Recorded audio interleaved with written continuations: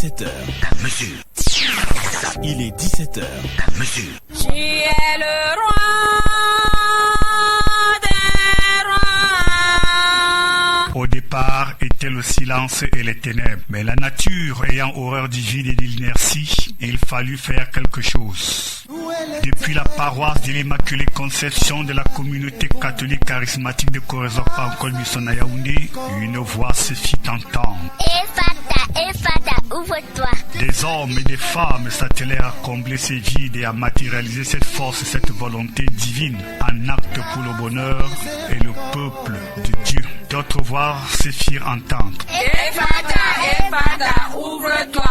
Ce fut la délivrance et la libération totale.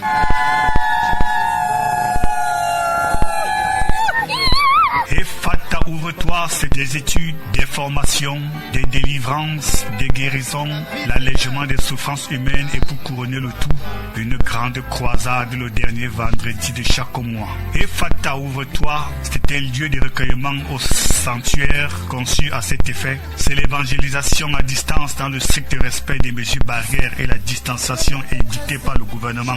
Ephata, ouvre-toi, c'est tous les lundis et mercredis de 17h à 18h sur la radio du ciel Sky One Radio 104.5 à Yaoundé et sur la 100.1 à Douala et sur la toile. Rediffusion tous les jeudis de 23h à minuit. Infoline 6 97 15 15 97 6 96 60 06 97. Ephata, ouvre-toi est une supervision du père Patrick Chak, une présentation de Didier Onana de Boydolo.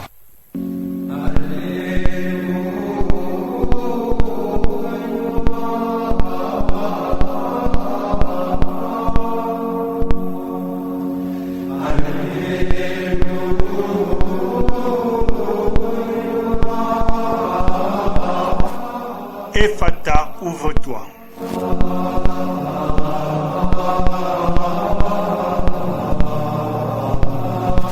Ephata, c'est cette émission religieuse ouverte à tous les courants que vous suivez tous les lundis et mercredis de 17h à 18h sur les ondes de la radio Sky One.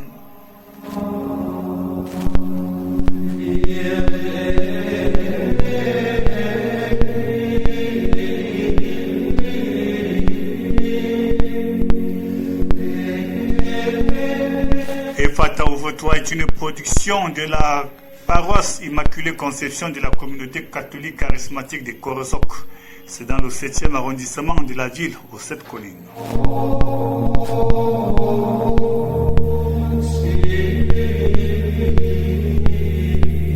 Sky One 104.5 FM.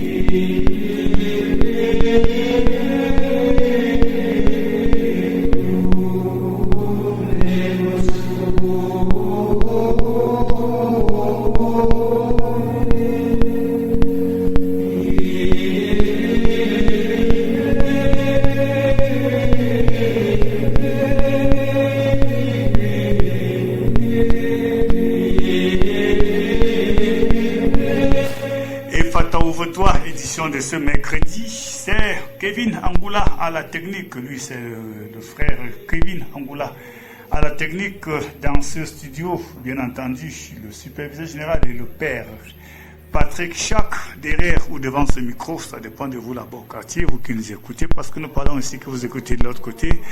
C'est le servant de messe Didier Onana de Boydolo.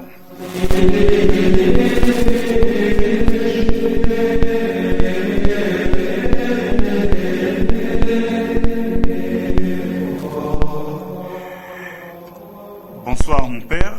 Bonsoir monsieur le servant de messe. Une fois de plus, bonsoir à tous nos auditeurs, émission Ephata, ouvre-toi. Et bonsoir également à tous ceux qui sont dans les quartiers, dans les villages et qui écoutent cette émission Ephata, ouvre-toi.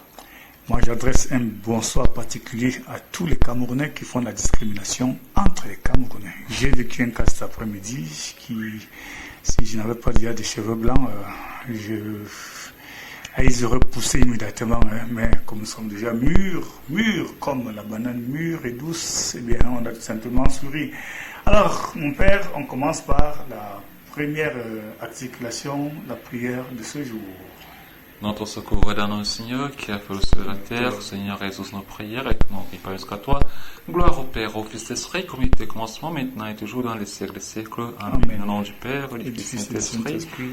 Je confesse à Dieu le Père Tout-Puissant. Je reconnais devant mes frères que j'ai péché en pensée, en parole, par action et par omission.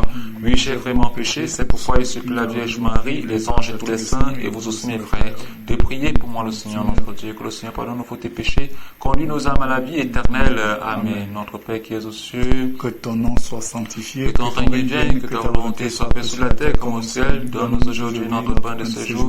Pardonne nos offenses, comme nous pardonnons aussi à ceux qui nous ont offensés.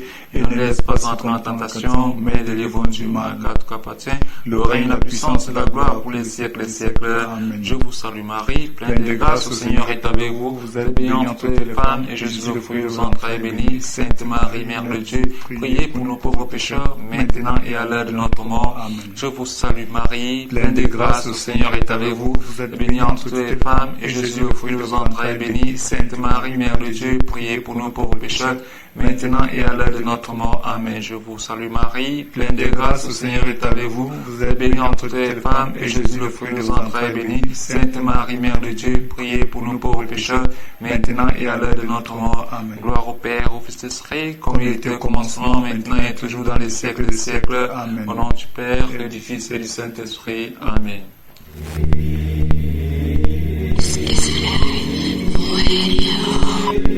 Skyrock 104.5 FM.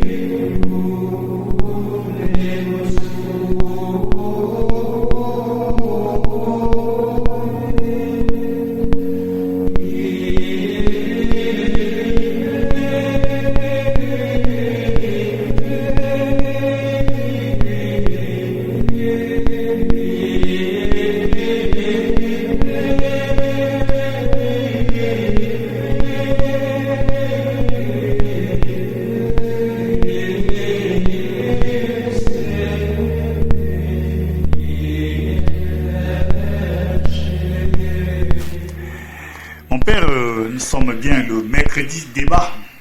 C'est bien évidemment le mercredi débat. Et aujourd'hui, je crois que c'est un débat qui va intéresser beaucoup, non seulement les parents d'élèves, les élèves également, de même que les enseignants, parce que nous allons parler ici de la sorcellerie dans les milieux scolaires, les pratiques occultes dans les milieux scolaires. Ce n'est pas pour s'attaquer au milieu scolaire, mais c'est tout simplement parce qu'il y a beaucoup de choses qui ne sont pas tout à fait normales. Et il faut en parler de ça et beaucoup sensibiliser les uns et les autres face à ces différentes pratiques. Voilà, l'année scolaire, les classes ont repris avec leur lot d'heures et de malheurs. Dans les heures, bien, vous savez tout ce qui est bien.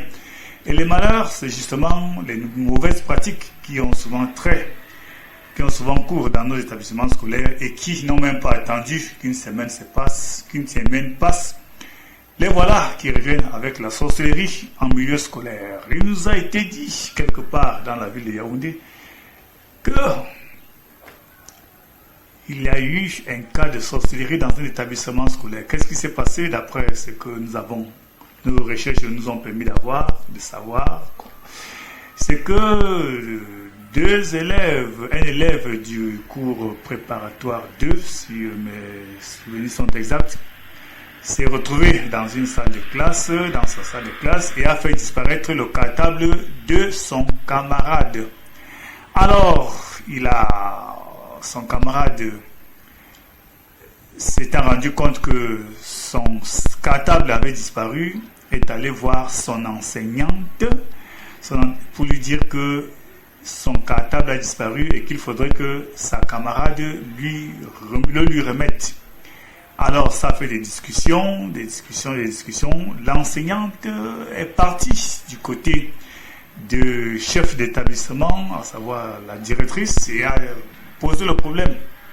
La directrice, en femme de Dieu, un enfant de Dieu, a engagé des prières. Elle a prié, une série de prières, et finalement l'enfant qui avait fait disparaître le sac de sa camarade a commencé à cligner des yeux, faire tourner les yeux, à faire apparaître le blanc dans ses yeux, et finalement a dit à la maîtresse, à la directrice, qu'elle était disposée à remettre le sac de sa camarade. Mais la directrice lui a demandé pourquoi est-ce qu'elle a fait ça. Elle dit que sa camarade a refusé d'entrer dans son école de sorcellerie. Elle a laissé l'enfant faire son rituel, et finalement l'enfant est allé dans sa salle de classe faire le rituel et ramener le cartable de sa camarade. Voilà donc ce qui s'est passé dans une école de la capitale. Ne nous demandez pas de citer notre source ni l'établissement, mais c'est un fait avéré, un fait réel. Mon père, voilà donc raconté à presque 80-90% ce qui s'est passé dans cette école. Votre première lecture. Ma première lecture, c'est que c'est une histoire qui semble être banale aux des auditeurs. Ils ignorent que ce sont des choses qui existent réellement, et certains diront, mais ils ne croient pas. Ils ne sont pas déjà obligés de croire que la sorcellerie existe, mais nous sommes en Afrique. Nous devions leur dire que la sorcellerie existe. Et déjà, eux-mêmes qui nous écoutent, ils sont d'abord des très grands sorciers et des bons sorciers et des vrais sorciers dans leur famille, dans leur maison. Ça, c'est pas là le sujet cet après-midi, mais le sujet de cet après-midi, c'est que le cartable a disparu. Le cartable est allé où? Ça, c'est d'abord la première question. D'aucuns auraient cru que cet enfant a juste distrait au cartable de sa camarade ou son camarade de classe. Peut-être qu'il irait cacher quelque part, ou bien juste pour déranger, autre, tout ça. Mais il y a un fait qui en découle dans les explications.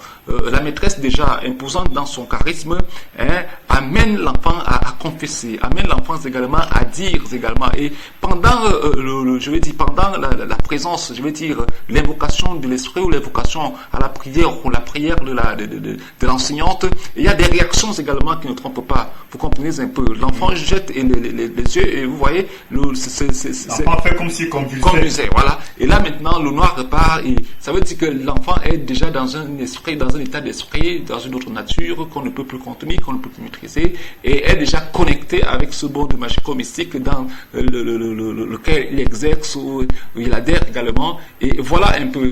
Et là, ce que j'aimerais savoir, parce que déjà, ayant ramené ce cartable, quelle a été la mission? Parce qu'il n'est pas toujours question de que le cartable revienne. Mais alors, le but, c'était quoi? C'est cette question que nous devions nous poser cet après-midi. Sûrement et certainement, il y a un objectif derrière ce cartable qui a eu à disparaître et qui est également revenu. Moi, à ma foi, l'enfant ne devait plus récupérer ce cartable. Qu'est-ce que l'enseignant devait faire? L'enseignant devait déjà non seulement appeler les parents d'abord de cet élève qui a posé cet acte déjà, et les faire comprendre, parce que dans les familles, nous avons des enfants qui vivent la sorcellerie, qui vont à la sorcellerie, qui pratiquent la sorcellerie. Et quand on vient vous dire que vos enfants sont à la sorcellerie, vous ne croirez pas également. Mais là, déjà, il aurait fallu que l'enseignante, qui est la maîtresse de l'élève, puisse convoquer déjà le parent ou l'un des parents de cette dernière également, et faire comprendre que voilà le phénomène, voilà ce qui s'est passé, et relater exactement les faits. De même aussi, oui, la victime également, les parents de la victime également devaient venir, parce que l'enfant qui a été victime dont le cartable aurait disparu peut être en train d'entraîner chez soi, je sais quoi, un colis spirituel, un fardeau mystique déjà, qui peut nuire non seulement à l'évolution physique, parce que là, il faut déjà regarder l'évolution physique de l'enfant, l'évolution également qui est typiquement spirituelle, et autant sur plusieurs plans, et même sur la forme intellectuelle. Donc maintenant, il faut discerner quelle était la mission, pourquoi déjà le cartable aurait disparu, et quel était l'objectif, le but à atteindre. J'ose croire que avant la fin de l'émission, nous aurons à cerner tous ces aspects et nous allons les déballer sur ce panel.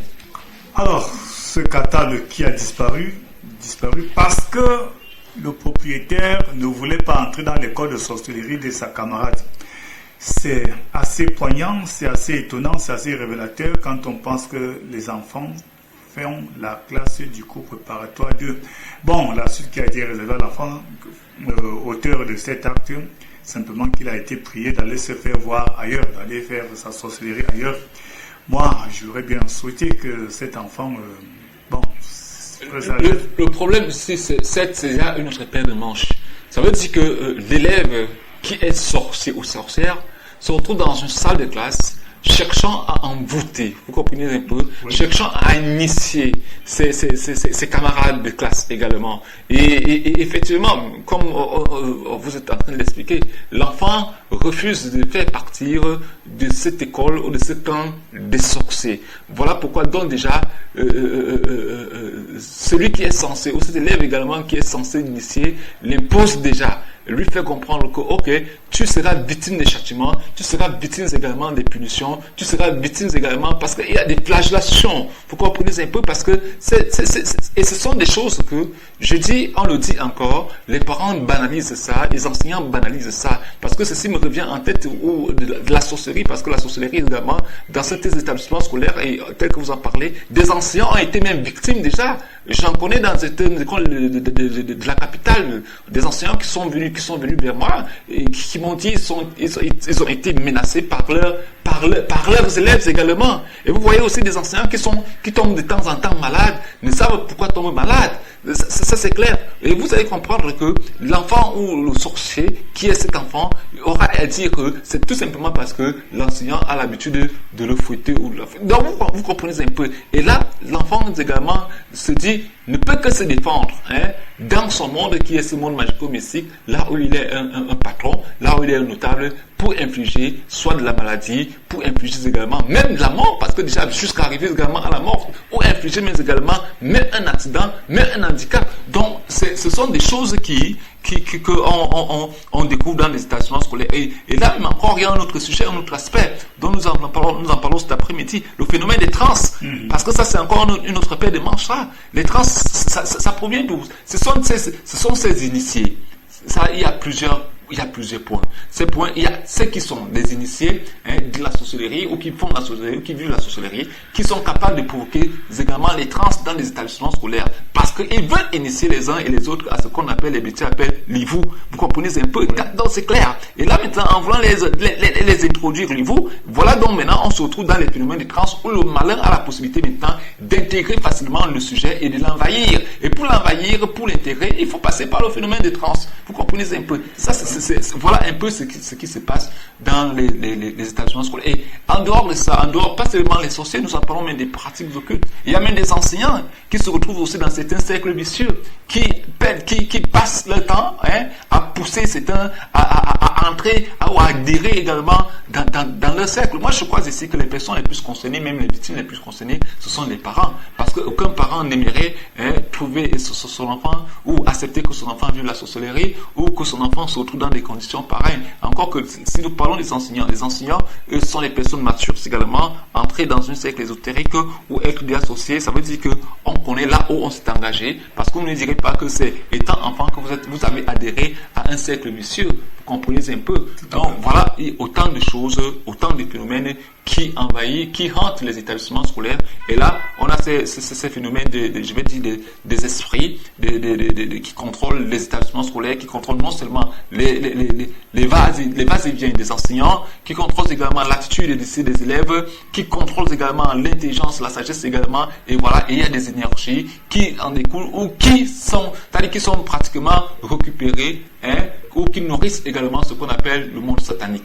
Mon père, moi, la question qui me taraude l'esprit et qui vraiment me fait pousser des cheveux blancs sur la tête, c'est de savoir à quel âge un enfant ou un cours préparatoire est déjà sorcier, et l'enfant qui a refusé d'adhérer à l'école de sorcellerie de sa camarade, est-ce que cet enfant déjà est un sorcier qui est membre d'un autre clan de sorcellerie, d'un autre groupe de sorcellerie? J'ai du mal à comprendre. Est-ce que ce que vous deviez comprendre, c'est que la sorcellerie, même dans le fœtus, on le transmet déjà à la sorcellerie. Ça veut dire qu'une femme enceinte doit faire très attention. C'est pour ça que chez nous, les Africains, étant enceintes, il y a certaines attitudes que tu dois observer dans ta vie. Tu ne dois pas aller n'importe où. Parce qu'il y a ce que ces femmes enceintes ou ces jeunes filles également oublient, parce qu'il y a certains milieux qu'il ne faut pas fréquenter. Il y a des milieux pervers, par exemple les bars, les boîtes de nuit et autres, tout ça. Vous le savez, avec quel genre d'esprit vous serez en contact. Parce que déjà là, quand vous essayez d'observer, le malheur a la capacité de lire également dans votre fœtus la créature qui viendra ou l'enfant qui va naître et connaître même déjà également l'étoile de cet enfant et a la possibilité de transformer cette étoile ou de détruire même également. Parce que ceci revient à ce que nos aïeux faisaient, transformer le sexe, un sexe féminin en un sexe masculin ou un sexe masculin en un sexe féminin. Est-ce que c'était déjà dès la naissance? C'est encore dans le sein, dans les entrailles.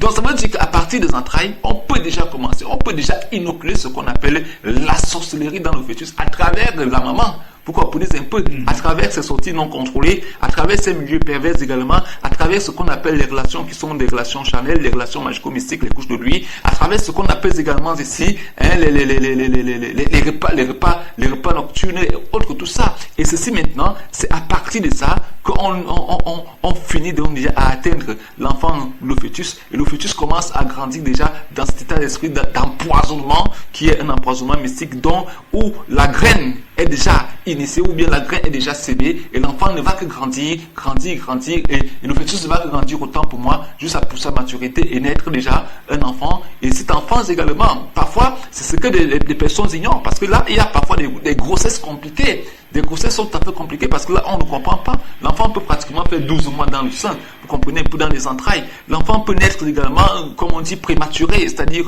avant l'âge de la maturité. L'enfant peut naître également difficilement également à faire ça veut dire, je ne sais pas comment vous appelez les accouchements et autres, tout ça, ou passer par des opérations chirurgicales. Et il y a même aussi, parce qu'il y a aussi un autre phénomène. Ces phénomènes, nous parlons des morts, comment vous appelez ça? Des morts quoi? Des morts nés. Non, pas des morts nés. Les infirmiers je ne sais pas si on appelle ça mort prénatale ou autre, tout ça.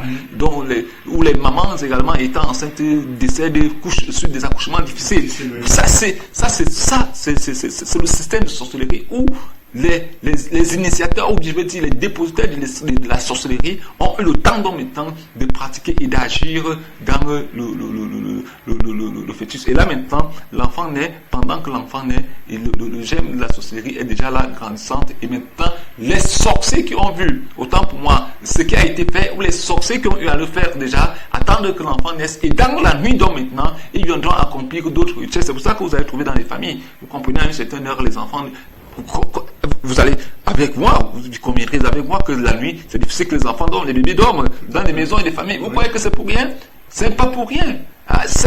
Il y a ceux qui viennent pour initier, les enfants, on vient les récupérer également pour continuer au travail, ou ces enfants sont également victimes ici des pratiques occultes, ou ces enfants vivent également des menaces de ces gourous de nuit, dont les sorciers ou bien des voisins qui se retrouvent également, ou qui ont des totems, ou qui vivent des cercles ésotériques, ou qui font des incantations à des heures tardives également. Ces enfants, ces nouveaux-nés également en vivent, et ils envoient, puisque la parole de Dieu dit, les nouveaux-nés, ces enfants verront également le visage des anges. Donc il faut comprendre, ils voient tout ce qui se passe, et ils ne peuvent pas parler, et leur façon de parler, c'est par des pleurs. Donc c'était déjà pour répondre ici à votre préoccupation, et vous verrez que ces enfants aussi, non seulement étant déjà nés, il y a ceux qui, je vais dire autant pour moi, il y a ceux qui n'ont pas été initiés, ou ceux qui n'ont pas reçu la sorcellerie dans les entrailles, et que grandissant donc maintenant, les visiteurs peuvent arriver, vous comprenez un peu, et donner également de la sorcellerie. C'est pour ça que vous verrez dans nos traditions, quand un nouveau-né vient de naître, qu'est-ce que les parents font? Ils prennent des arbres de paix et autres, tous ils prennent des dispositions pour mettre devant les portes pour que des personnes de mauvaise augure, des sorciers, des personnes qui ont des intentions mauvaises ne puissent pas également gâter l'enfant. C'est pour ça que je dirais ici que les parents ne doivent jamais accepter que les visiteurs rendent visite. Ça, c'est clair, à l'enfant avant l'âge de 3 mois. Ça, peut-être j'irai même encore un peu plus, 6 mois, parce qu'il faudrait d'abord attendre que le cordon ombilical tombe. Il faudrait que le cordon ombilical tombe. Tant que le cordon ombilical n'est pas tombé, il y a encore des possibilités. Il y a des possibilités de les nucléuses ici, ce qu'on appelle le virus, je dis bien le virus de la sorcellerie. Et les enfants seront empoisonnés par les gourous de la sorcellerie. Et ces enfants maintenant seront des grands sorciers. Et ce qui fait que vous êtes dans votre maison, monsieur Didier, à une certaine heure, ce sont des carlasses, ce sont des casseroles, ce sont des portes et autres, tout ceci. Et vous avez la peine de dormir. Et vous posez la question de savoir, Dieu, qu'ai-je fait? Et tous ces doubles biens, tous ces malheurs, et vous nuits sont traumatisées, tout simplement parce que vous avez des enfants dans la maison qui ont été initiés et que vous ne vous rendez jamais compte et que vous saurez quand même que c'est ça. Et tel que vous étiez en train de dire, pourquoi et comment donc cet élève qui veut initier son camarade et son camarade refuse, est-ce que son camarade se trouve également dans un clan? Je vous dirai ceci, il y a des enfants qui sont nés, vous comprenez un peu, dès le sein de leurs parents, vous comprenez un peu, dès les entrailles déjà, dès le fœtus, le parent avait l'habitude de rencontrer les hommes de Dieu, vous comprenez un peu, c'est pour ça que nous disons, les femmes enceintes doivent toujours rencontrer les hommes de Dieu à partir du 3e mois, tels qu'ils vont faire des visites prénatales dans les hôpitaux, qui rencontrent également les hommes de Dieu, qu'ils soient des pasteurs, qu'ils soient des prêtres, qu'ils ont intérêt également à le faire pour qu'ils soient suivis normalement. Donc ce qui fait que cet enfant qui réagit de la sorte, qui met opposition, qui dit je ne peux pas participer à ton école de sorcellerie, ça veut dire que cet enfant avait déjà reçu l'onction, la grâce depuis les entrailles. Et vous allez voir que cet enfant, ce genre d'accouchement, ces enfants naissent les accouchements se passent normalement et dans de très bonnes conditions et autres. Même si déjà il y avait des petits bobos, mais les enfants finissent par naître d'une façon ou d'autre. Et ensuite, il y a ces enfants qui naissent déjà et dont les parents ont eu à prendre des dispositions dès la base. Par exemple, le baptême également, de ce qui est chez les catholiques. Par exemple, la présentation aussi de l'enfant dans l'église, puisqu'on a présenté Jésus également. Le roi Simeon avait présenté Jésus à l'église. Donc, il faut comprendre que tout ceci est très important pour l'éducation, pour l'élévation et pour la sécurité, la protection même de l'enfant également. Parce que cette présentation de l'enfant dans le lieu de culte, c'est déjà ce qu'on appelle une forme de blindage ici. Et voilà. Donc, ce qui veut dire que là, maintenant, ces deux entités, ces deux enfants qui se retrouvent, ceci fait maintenant ce qu'on appelle un poids, deux mesures. Voilà. On va souffler et on va revenir sur ce débat. Vous savez, le mercredi à Ephata Ouvre-toi, c'est un thème. Aujourd'hui, le thème est la sorcellerie en milieu scolaire. Spirou 104.5 FM.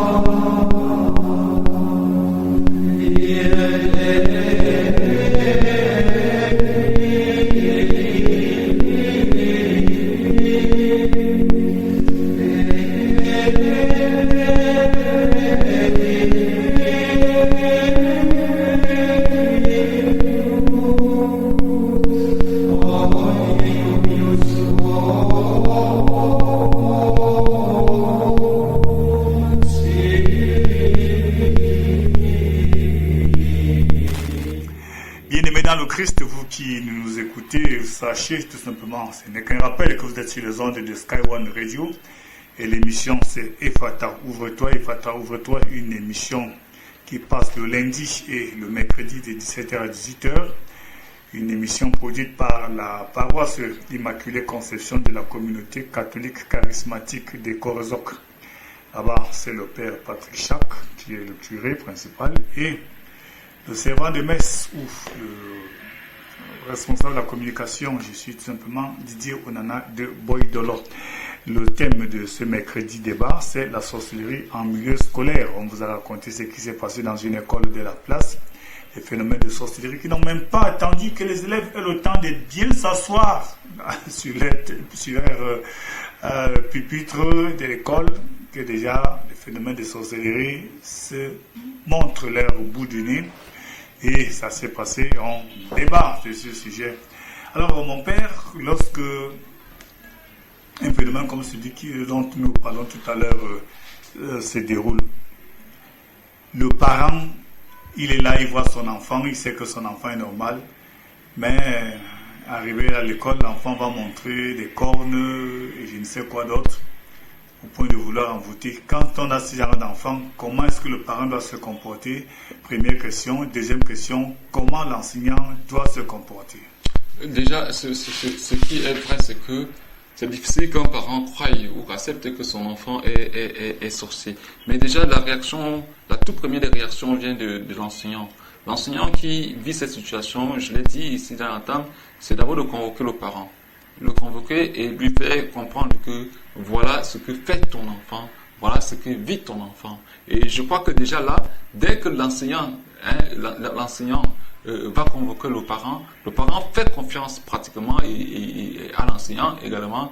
Et maintenant, l'enseignant va amener, ou le parent maintenant sera obligé de prendre ici des dispositions. Parce que la première des choses, c'est d'abord, il faudrait que le parent accepte, qu'il croie et qu'il accepte que son enfant vit cette pratique, est dans ce milieu et qu'il sorte déjà. Et si l'enseignant n'appelle pas le parent ne pourra pratiquement être au courant de rien et va banaliser et ne prendra jamais rien au sérieux. Donc là, la première des choses, c'est l'enseignant qui appelle le parent et lui fait part du dossier également, et le parent maintenant prendra conscience. Et là, quand le parent prendra conscience, il y a des dispositions à prendre. Les dispositions à prendre, c'est lesquelles? Il faudrait les amener vers les prêtres, il faudrait les amener vers les hommes de Dieu également, pour essayer de voir le problème de cet enfant, enfin maintenant de couper les véritables liens qu'il y a entre le monde mystique et ces enfants-là. Ce n'est que la seule voie, ce n'est que l'unique moyen. Il n'y en a pas d'autres moyens également. Et si le parent ne le fait pas également, qu'il se mette en tête que lui, demain après demain, il sera aussi l'une des victimes de cet enfant-là qui est son enfant.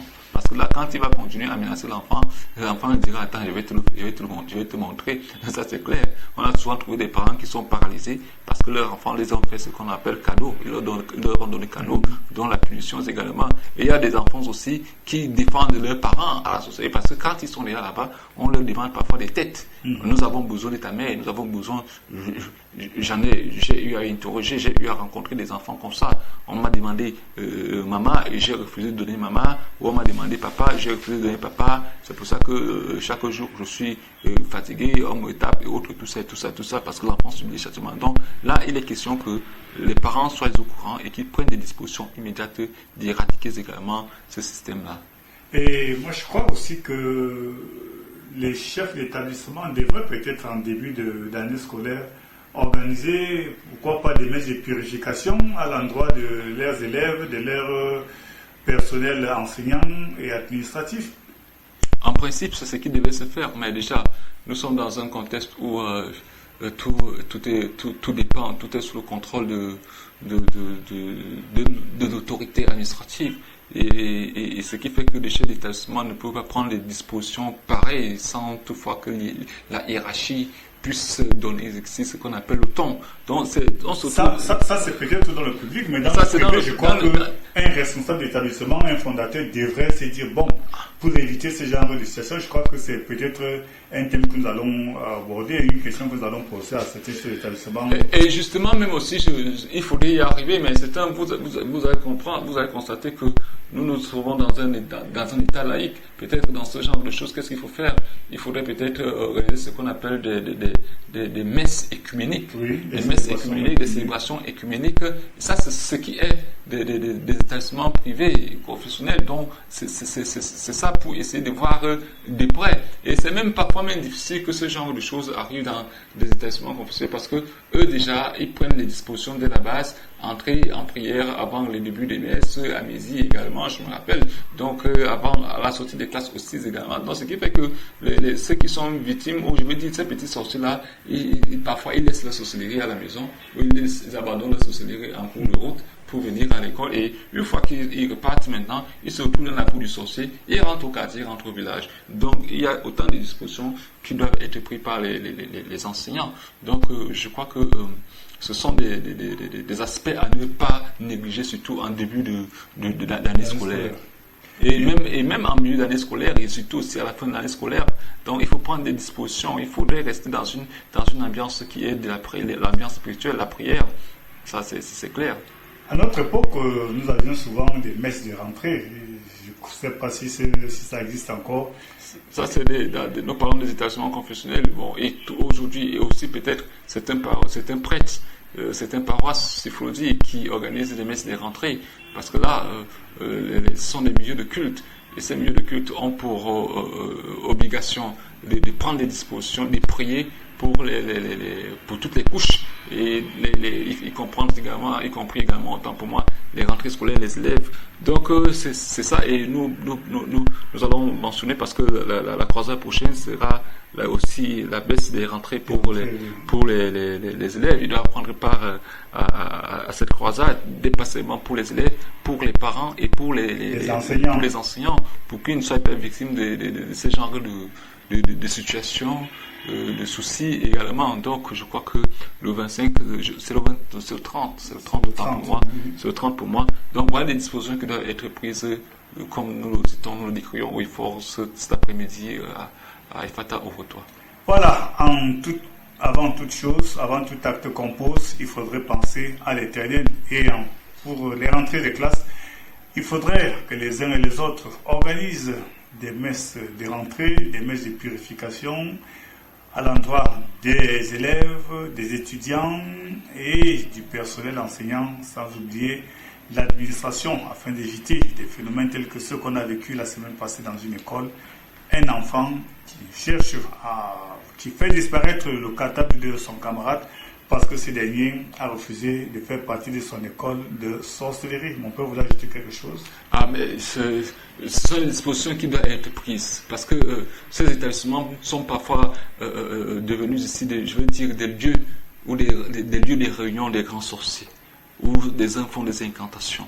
Parce qu'il y a déjà cet aspect que nous essayons d'oublier. Et c'est pour ça qu'il faudrait prendre des dispositions. Parce que là, les incantations se font peut-être à minuit. Ça peut être ces sorciers, ça peut être ces initiés, ceux qui sont dans les loges également. Vous voyez, donc ces établissements sont généralement des lieux, comme ce sont des lieux publics, ce sont des lieux qui servent des rassemblements ou de rencontres, de réunions de ces sorciers et sorcières également, de ces buveurs de sang et autres, tout ça, de ces initiés, de ces sectaires, autres, tout ça, et se retrouvent là. Et ce qui fait qu'ils pourrissent déjà les enceintes scolaires avec ces mauvaises ondes, ces ondes négatives également, et qui parfois ont des objectifs. Des objectifs, comme nous parlons déjà, le phénomène de trans, le phénomène de contrôle, je veux dire, le contrôle intellectuel des élèves, l'intelligence, sagesse, les pertes de mémoire par ici, par là, les énergies également, parce que ça, quand les milieux sont inondés mystiquement comme ça, les enfants se trouvent fatigués et amoindris également, leurs énergies sont, je veux dire, directement redirigentées vers le malin qui les absorbe. Voilà autant de choses. C'est pour ça qu'il faut prendre des dispositions pour fermer, c'est-à-dire que purifier, éradiquer et fermer également les portes à tous ces malheurs pour que l'établissement soit couvert par le sang du Christ et aussi contrôlé par les saints anges, les saints archanges. Donc voilà les dispositions que les chefs d'établissement doivent prendre. Mon père risque de nous répéter, est-ce que la sanction qui a été infligée à cet enfant qui a fait disparaître le cartable de son camarade était la meilleure, à savoir le renvoi pur et simple? Ça, je crois que là, ils ont fait erreur. Le renvoi ne résout pas le problème. Parce que déjà, en renvoyant l'enfant, va se révolter. Parce que là, il est sorcier. Et tant chez lui, il a la possibilité de venir en force, soit le jour ou la nuit, pour terroriser même ses camarades de classe et voir même les enseignants et je veux dire et provoquer même également beaucoup d'incidents. Donc c'est ça le véritable problème. Et là maintenant, il n'était pas question de renvoyer l'enfant, il était question plutôt de prendre des dispositions pour traiter cet enfant spirituellement, que cet enfant également ne se sente pas marginalisé. Déjà rejeter un enfant de cet âge-là, ça veut dire que l'enfant se sent déjà marginalisé et ceci va le révolter également. Vous comprenez un peu, parce que là, ça va le révolter et l'enfant maintenant aura une rancune avec qui? Envers maintenant les enseignants. Le devoir ne sera plus jeté sur ses camarades de classe, le devoir sera maintenant jeté sur les enseignants. Et ça c'est clair, tout en protégeant également ses arrières, parce qu'ils protègent les arrières, ces petits sorciers-là. Donc, c'était pas une très bonne solution. À ma foi, je crois que ces enseignants qui nous écoutent, et là où ce drame s'est passé, il ferait mieux, on gagnerait plutôt à aller vers cet enfant et vers ses parents et causer avec lui et lui dire, écoute, ce que tu vis aujourd'hui n'émane pas de toi. Parce que l'enfant n'est qu'une girouette, c'est une marionnette, ça n'émane pas de lui également.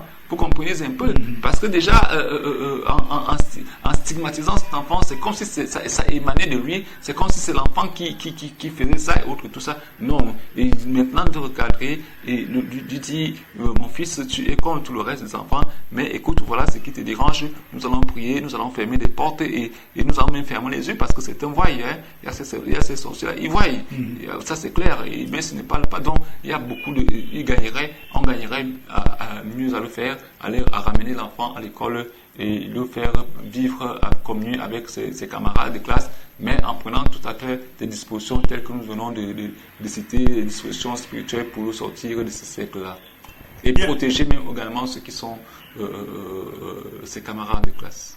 Voilà donc ce qu'on pouvait dire à propos de cet enfant qui a fait disparaître le cartable de sa camarade parce que cette dernière avait refusé d'entrer dans son école de sorcellerie. L'enfant du cours préparatoire, le CP. Vous voyez à quel âge on entre dans ces choses, ça devient compliqué. Bon, on va souffler et on va revenir pour parler du phénomène des trans dans les établissements scolaires aussi. Ça fait partie de ces phénomènes négatifs que l'on vit dans les établissements scolaires au Cameroun et certainement en Afrique.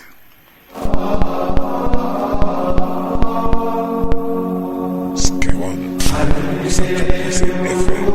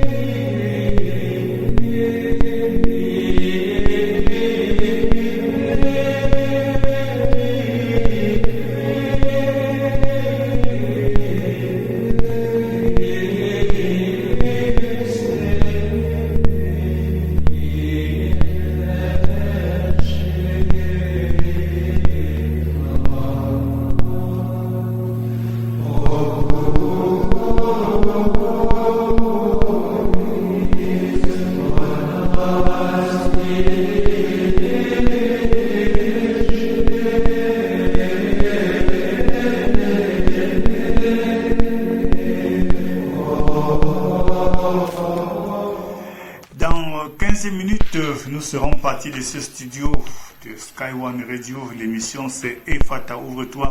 Cette émission spirituelle à caractère ouverte à tous les courants de pensée. Eh bien, aujourd'hui, nous parlons du phénomène de sorcellerie dans les établissements scolaires. La deuxième partie, c'est tout simplement le phénomène de trans. Mon père, s'il faudrait commencer par définir qu'est-ce que c'est que la transe et qu'est-ce qui provoque la transe. Les trans, c'est le fait où des sujets perdent conscience, ils se retrouvent dans un autre monde. Et on a l'impression qu'ils deviennent des aliénés. Ça, c'est déjà ça. Donc, se retrouve dans un subconscient.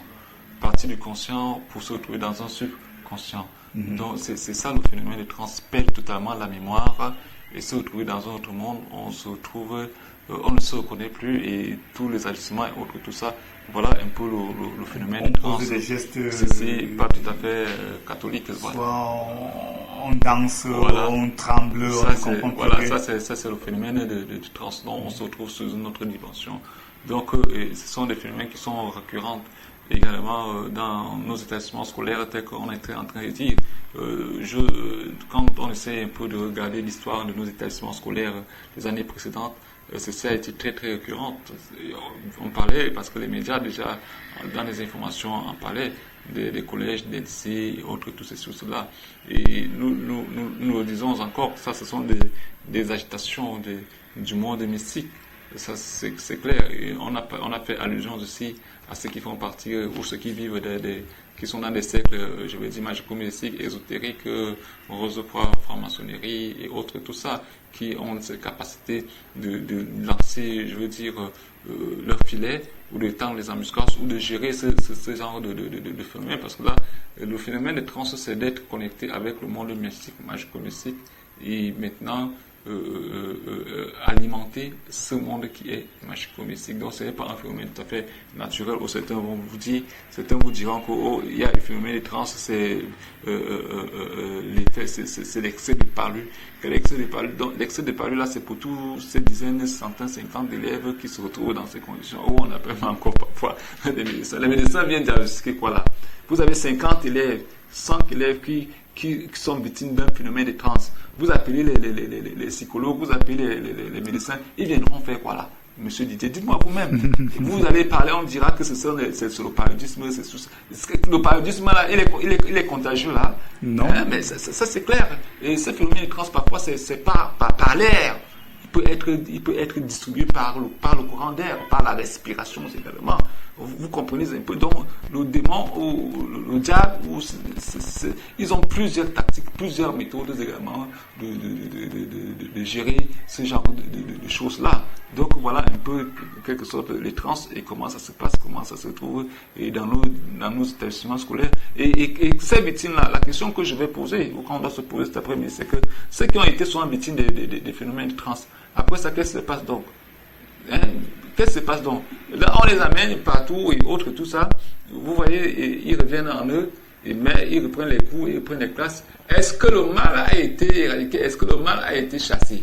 Pas du tout. C'est ça donc le problème. Parce que là, maintenant, on vit un phénomène de trans à l'instant T. On prend les dispositions. On est en train de croire que, en appelant les psychologues, des médecins, ce sont des dispositions qui sont prises. Ce ne sont pas des dispositions. Les dispositions qui doivent être prises doivent être des dispositions spirituelles. Appeler des hommes de Dieu pour venir prier, décanter également les établissements où ce phénomène, parce que ces phénomènes se retrouvent dans des établissements, plantés dans des établissements, ou peut-être même ce sont des chefs d'établissement, ou ce sont même des fondateurs également, ou ce sont même des enseignants également qui sont les responsables de ça, ou même certains élèves également qui vivent, qui sont dans ces affaires-là. Donc voilà ce qu'il faut faire. Et là, et quand on ne prend pas les dispositions, ça veut dire que ces enfants qui sont entrés en transe, qui vivent la transe à cet instant, viennent d'être envoûtés maintenant par un esprit malin.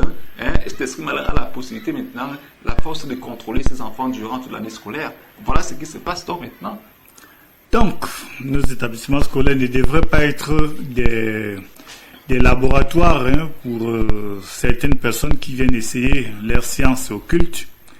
Il faudrait donc faire très attention, vous qui êtes les adeptes des phénomènes de trans.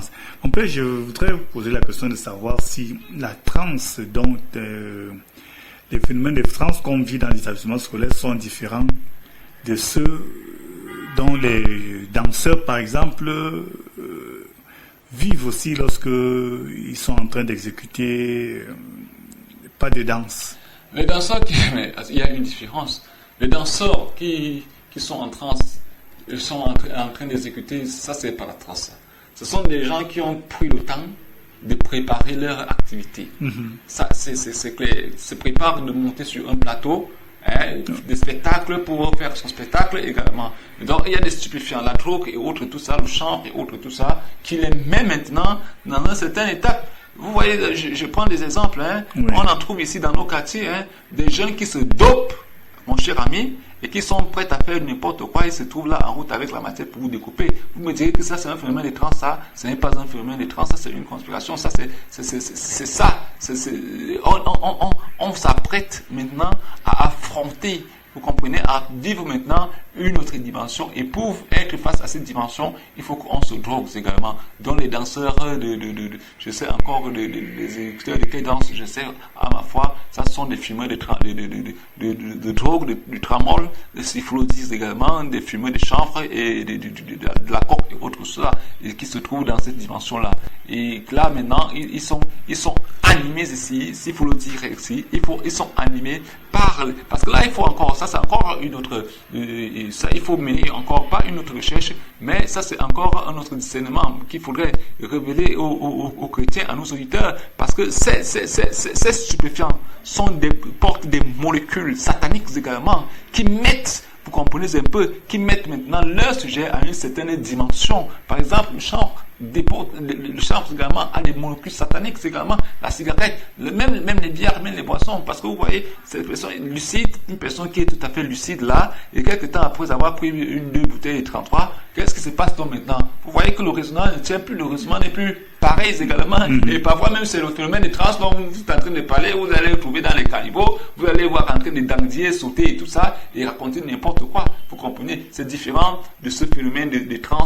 Donc nous parlons aujourd'hui, ça, les trans que nous vivons dans les établissements scolaires sont des formes d'envoûtement. Le malin jette maintenant son filet pour envoûter les élèves et les contrôler, avoir une ascendance sur eux tout au long de l'année scolaire. Et là maintenant les élèves se trouvent dans cet état, dans ces conditions, parce que le démon est en train, le diable est en train de vouloir s'imprimer, de vouloir s'asseoir également. C'est un peu ce que nous vivons dans quand on parle un peu des convulsions ici aujourd'hui. Vous trouvez des enfants aussi qui convulsent, parfois ils convulsent, pourquoi? Parce que le niveau, on est en train de les donner niveau, ou bien l'ivou est en eux, et maintenant l'ivou est en train de vouloir maintenant se manifester. Donc c'est autant de phénomènes, et voilà, donc c'est pour ça que ces élèves, vous les trouvez dans ces conditions-là. Donc c'est différent de ce que les buveurs de Dontol et les consommateurs voilà. de chanvre. Voilà. Et lorsque vous parlez des consommateurs de chanvre, ça me rappelle que dans ma langue, on qualifie le chanvre de la cigarette des démons. Donc, question de dire que le chanvre contient des molécules sataniques. On appelle ça un défunt gagnant.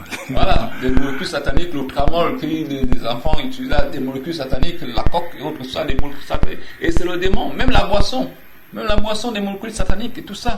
Que nous parlons de ça ici, nous décrivons il faut ici, mais à la sortie de l'émission, on m'a dit, mon père, vous étiez en train de raconter des histoires, alors que c'est la vérité. C'est la vérité. Donc tout ça est contrôlé par le diable. Le diable transforme tout ça pour que ceci puisse détruire l'homme. Voilà, pour sortir donc de ces phénomènes de sorcellerie dans les écoles, on en parlera, on a tout le temps pour en parler.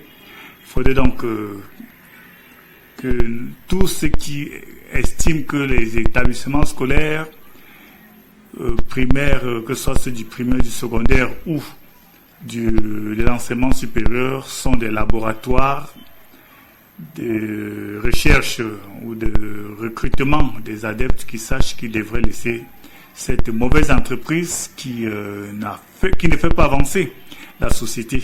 Si vous voulez recruter les gens, eh bien, restez chez vous et faites-le là-bas, que d'amener ça dans des établissements scolaires, des lieux publics, ou alors que les autres vont chercher le savoir. Vous les détournez pour faire d'eux des sujets. Ça n'avance pas la société et ça peut facilement se retourner contre vous. Un appel donc aussi aux responsables d'établissements scolaires privés, publics et confessionnels de faire des efforts, de pouvoir, en début d'année, des toilettes spirituelles. Oui, des toilettes spirituelles, afin que ce genre de phénomènes ne se produisent plus. Vous qui nous écoutez et qui n'êtes pas contents de ce que nous décrions là, eh bien, sachez que vous êtes tout simplement des petits malins, qu'il faudrait faire votre malin de l'autre côté. Évitez de détourner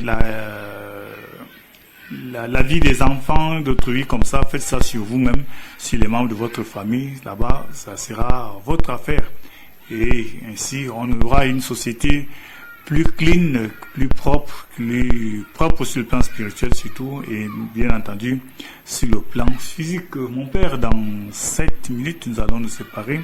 Un dernier mot pour clôturer et on reviendra pour la prière. Un dernier mot, c'est vigilance, vigilance pour les parents d'élèves, vigilance également pour les enseignants. Et une fois que vous êtes au courant de cette situation, prenez des dispositions qui sont des dispositions spirituelles. N'abandonnez pas les enfants qui sont victimes à ces pratiques également. Il est question de les amener à sortir de là et comprendre qu'ils sont pareils comme tout le reste d'enfants, qui ne soient pas marginalisés de la société ou par les enseignants également, ou que les enseignants n'aient pas peur, parce qu'il y a aussi ça. Il faut éviter de créer ce qu'on appelle un climat de frayeur au sein de la communauté éducative, de la communauté scolaire. Donc c'est prendre des dispositions, et je crois que le bon Dieu qui nous connaît et qui est au contrôle de toutes choses également marquera son empreinte, et il y aura ce qu'on appelle, et ces élèves, ces enfants trouveront un véritable salut. Donc vigilance, et restons dans la prière, et prenez le temps de vérifier, de vous rassurer de tout ce qui peut se passer dans vos différents établissements. Eh bien, c'est ce que nous avions comme message à passer aujourd'hui. Maintenant, mon père, 5 dernières minutes, c'est la prière de fin de cette émission d'Ephata, ouvre-toi. Nous allons prier cet après-midi pour ces établissements scolaires. Seigneur, nous voulons te confier tous les établissements scolaires de notre patrie, le Cameroun, afin qu'en ce début d'année scolaire, Seigneur, que les pratiques de sorcellerie, que les trans, les phénomènes, Seigneur, magico-mystiques et tout ceci puissent point exister, et que nous scellons tous ces établissements scolaires, Seigneur, dans ton véritable sang, dans ton véritable précieux sang, Seigneur, et que ces enfants qui sont des sorciers, Seigneur, qu'ils soient également purifiés, qu'ils soient sanctifiés, qu'ils soient guéris également du mal de la sorcellerie, et que ce mal ne puisse plus jamais exister dans leur vie, Seigneur, afin qu'ils puissent grandir et qu'ils puissent également se sentir comme tout autre enfant. Et pour ceux qui vivent par la sorcellerie, Seigneur, que l'Esprit Saint, l'Esprit du salut, Seigneur, vienne les sanctifier, et qu'ils soient les enfants bénis, et qu'ils soient protégés par ton véritable sang. Nous te prions pour tous ces agents scolaires, nous te prions pour ces élèves également, afin que, Seigneur, leur rentrée scolaire soit dans ton précieux sang, de même que les enseignants, Seigneur, qui sont aussi parfois victimes de ces pratiques occultes, de ces manipulations occultes, Seigneur, de tous ces systèmes sataniques, Seigneur, nous te prions que toi-même tu puisses les protéger et les couvrir de ton précieux sang, Seigneur, afin qu'ils ne soient plus jamais les victimes des sorciers, qu'ils ne soient plus victimes, Seigneur, des accidents, des morts subies, Seigneur, des paralysies, des envoûtements et des maladies de toutes sortes, de tout genre. Nous voulons aussi encore, Seigneur, te prier pour les parents, afin que les parents puissent veiller sur leurs enfants et les accorder une éducation spirituelle, Seigneur, et de les amener, Seigneur, à confesser, afin que tous ceci soit, Seigneur Jésus-Christ, sous ton haut contrôle, et que tu les couvres et qu'ils soient couverts de ton précieux sang. Nous allons encore une fois de plus, Seigneur, te bénir et te dire entièrement merci, toi qui nous as conduits ce matin, toi qui nous as conduits cet après-midi, Seigneur Jésus-Christ, à ce panel, et que tous ceux qui sont présents ici, Seigneur, qu'ils puissent rentrer dans leur demeure sous ta sainte protection. Nous te prions encore pour le promoteur de cette émission et de ces radios également, Seigneur, afin que toi seul, tu nous accordes ta sainte protection. Nous t'avons prié, nous te prions encore pour notre patrie, le Cameroun et ses dirigeants, Seigneur, afin que toi seul, tu accordes la paix, la stabilité dans notre patrie, et que tu accordes ici la sagesse, l'intelligence, Seigneur, Dieu Tout-Puissant, à toutes les autorités administratives, à tous les dirigeants de notre patrie. Nous allons encore, Seigneur, te prier cet après-midi pour l'émission Ephata, d'un Seigneur, que cette mission puisse être brisée, qu'elle puisse grandir, qu'elle puisse être également écoutée, suivie, Seigneur, et que les uns et les autres puissent tirer, Seigneur, des enseignements nécessaires. Nous te prions pour la paroisse Immaculée Conception et pour toutes ces activités, Seigneur. Nous te prions parce que toi seul, tu es le seul Dieu, toi qui vis et qui règne dans les siècles des siècles. Amen. Bénissons le Seigneur, nous rendons grâce à Dieu, au nom du Père et du Fils et du Saint-Esprit. Amen. Eh bien, amis auditeurs, n'oubliez pas, le contact c'est le 696 60 06 97. Si vous avez un quelconque problème, le 6 96 60 06 97. 6 96 60 06 97. Eh bien, Ephata, ouvre-toi, top F1. Le frère Angoula à la technique, derrière, dans ce studio, le père Patrick Chak, derrière ou devant ce micro, le servant de messe, Didier Onana de Boydolo. À lundi.